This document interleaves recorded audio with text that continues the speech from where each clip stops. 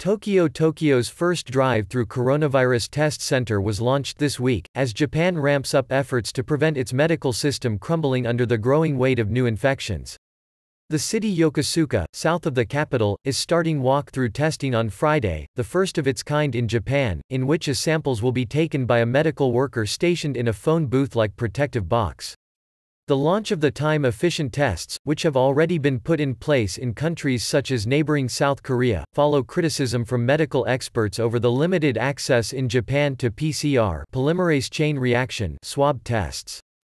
Active testing is seen as vital to detecting and isolating cases, and critics say the low rate of testing in Japan has made it difficult to trace the new virus, which causes the COVID-19 respiratory disease, as it spread in major cities and led to a series of in-hospital infections, crippling some facilities. In a simulated test conducted at the new site in Tokyo's Edogawa ward for reporters on Wednesday, a car drove up to a testing point, a doctor in protective gear approached and inserted a cotton swab into the driver's nostril to collect a sample, and the car drove off, all in less than 1 minute. We saw an eightfold jump in the total number of positive patients in Edogawa in 3 weeks, to 89 today from 11 at the end of March, Ward Mayor Takeshi Saito said. As we have more tests, we will have more and more positive cases as well. Tokyo has by far the largest number of coronavirus infections in Japan. Edogawa, with a population of 700,000 in eastern Tokyo, worked with an association of local doctors to launch the test, which started accepting patients on Wednesday afternoon.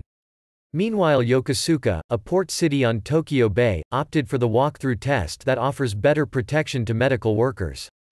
The tester enters a phone booth-like structure and uses arm-length plastic gloves protruding through 2 holes at the front of the box to collect samples from a patient outside.